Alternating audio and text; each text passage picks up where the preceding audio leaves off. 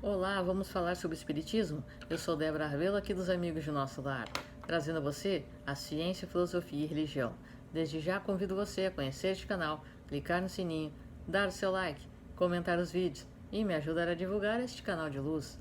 Chegamos agora à questão número 34, compondo as questões finais do termo biologia. Certo? Se você não assistiu aos vídeos anteriores, acesse aqui a playlist Emmanuel e esteja conhecendo os estudos que realizamos, certo? Então vamos ao nosso estudo. Questão 34. A denominada árvore genealógica dos seres humanos tem idêntica significação no plano espiritual? Resposta. Na esfera espiritual persiste o mesmo esforço na conservação e dilatação dos afetos familiares e, ora nos trabalhos regeneradores da terra, ora na luz santificante dos planos siderais, transformam-se as paixões ou sentimentos ilegítimos em sagrados liames do espírito. A árvore genealógica, porém, como se conhece na luta planetária, não se transporta ao plano invisível, porque aí os vínculos de sangue são substituídos pelas atrações dos sentimentos de amor sublime, purificados no patrimônio das experiências e lutas vividas em comum. Questão 35. A genética está submetida a leis puramente materiais? Resposta. As leis da genética encontram-se presididas por numerosos agentes psíquicos que a ciência da Terra está longe de formular. Dentro dos seus postulados materialistas, esses agentes psíquicos muitas vezes são movimentados pelos mensageiros do plano espiritual, encarregados dessa ou daquela missão junto às correntes da profunda fonte da vida. Eis porque aos geneticistas comumente se deparam incógnitas inesperadas que deslocam o centro de suas anteriores ilações. Questão 36. Pode a genética estatuir medidas que melhorem o homem? Resposta. Fisicamente falando, a natureza do orbe vem melhorando o homem continuadamente nos seus processos da seleção natural. Nesse sentido, a genética só poderá agir copiando a própria natureza material. Se essa ciência, contudo, investigar os fatores espirituais, aderindo aos elevados princípios que objetivaram a iluminação das almas humanas, então poderá criar um vasto serviço de melhoramento e regeneração do homem espiritual no mundo, mesmo porque, de outro modo, poderá ser uma notável mentora da eugenia, uma grande escultora das formas celulares. Mas estará sempre fria para o espírito humano, podendo transformar-se em títere abominável nas mãos impiedosas dos políticos racistas. Questão 37. As combinações de genes aconselhadas pela genética podem exprimir no homem certas faculdades ou certas vocações? Resposta. Alguns cientistas da atualidade proclamam essas possibilidades, esquecendo, porém, que a vocação ou faculdade é atributo da individualização espiritual e inacessível aos seus processos de observação. Os geneticistas podem realizar numerosas demonstrações das células materiais. Todavia, essas experiências não passarão dessa zona superficial, em se tratando das conquistas, das provações ou da posição evolutiva dos espíritos encarnados. Questão 38. Se a genética está orientada por elementos psíquicos, como esclarecer as conclusões tão exatas de Mendelismo? Resposta. O mendelismo realizou experiências notáveis, porém ainda encontra-se fenômenos inexplicáveis no processo de observações positivas.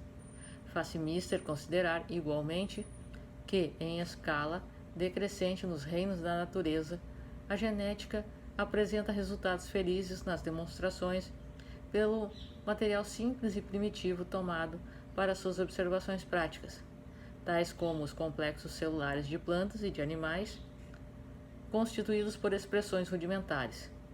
Em escala ascendente, contudo, onde a evolução psíquica apresenta suas características de intensidade e realização, a genética encontrará sempre os fatores espirituais, convocando-a para um campo mais vasto e mais sublime de operações. Questão 39. Quais as causas do nascimento de monstruosidades entre os homens e entre os animais? Resposta.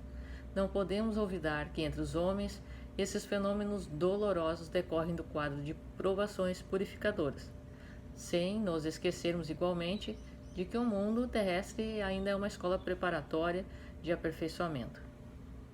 Os produtos teratológicos constituem luta expiatória, não só para os pais sensíveis, como para o espírito encarnado sob penosos resgates do pretérito delituoso. Quanto aos animais, temos de reconhecer a necessidade imperiosa das experiências múltiplas no drama da evolução anímica. Em tudo, porém, busquemos divisar a feição educativa dos trabalhos do mundo. A Terra é uma vasta oficina. Dentro dela, operam os prepostos do Senhor, que podemos considerar como os orientadores técnicos da obra de aperfeiçoamento e redenção. Em determinadas seções do esforço, os homens são maus alunos ou trabalhadores rebelados. Nesses núcleos, os prepostos de Jesus podem edificar o mesmo trabalho de sempre. Todavia, encontra a perturbação e a resistência dos próprios beneficiados, razão pela qual a fonte de energias pura não pode ser responsabilizada pelos fenômenos que a deturpam, operados pela indiferença, pela intenção criminosa ou pela perversidade das próprias criaturas humanas, objeto constante do carinho desvelado do Senhor, em todos os caminhos dos seus instintos. Questão 40. A fecundidade e a esterilidade são provas? Resposta.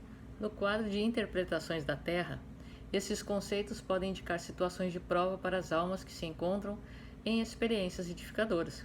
Todavia, se considerarmos a questão no seu aspecto espiritual, somos obrigados a reconhecer que a esterilidade não existe para o espírito que na Terra, ou fora dela, pode ser fecundo em obras de beleza, de aperfeiçoamento e redenção. Questão 41. A ideia da evolução que tem influído na esfera de todas as ciências do mundo, desde as teorias dawnianas, representa agora uma nova etapa de aproximação entre os conhecimentos científicos do homem e as verdades do Espiritismo? Resposta. Todas as teorias evolucionistas no orbe terrestre caminham para a aproximação com as verdades do Espiritismo, no abraço final com a verdade suprema. Então essas questões 34 a 41, elas fecham o nosso estudo a respeito da biologia. Nós sabemos que nem tudo nos é permitido o conhecimento, como nos diz do Livro dos Espíritos. Nem tudo é expiação.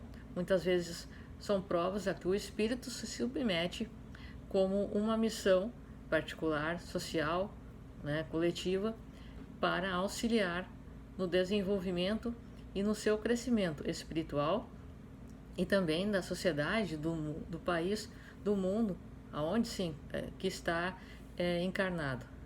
Assim, nós sabemos que existem também as expiações, mas tudo vai de acordo com o nosso planejamento reencarnatório, com o que fizemos nas encarnações anteriores, ao que nós podemos nos submeter, devemos corrigir. Então, muitas vezes passamos por situações de enfermidade, de defeitos no corpo, e nós aqui na Terra dizemos que somos punidos, mas não acontece dessa forma. Cada coisa tem o seu sentido exato de acontecer, e assim Emmanuel nos traz dentro dessas questões aqui, e nos mostra que os laços mais fortes são os laços do espírito, que não se rompem nem mesmo com a morte. Daí a proximidade que nós temos de outros espíritos, formando famílias e nos unindo pelas afinidades, vibrações, gostos e vícios também, certo? Eu sou Débora Rabelo, este foi o nosso estudo da obra O Consolador.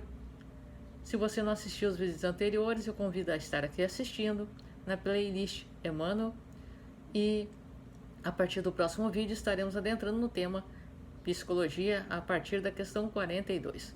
Um forte abraço para você, que os bons espíritos nos guiem, Jesus nos abençoe. e até a próxima.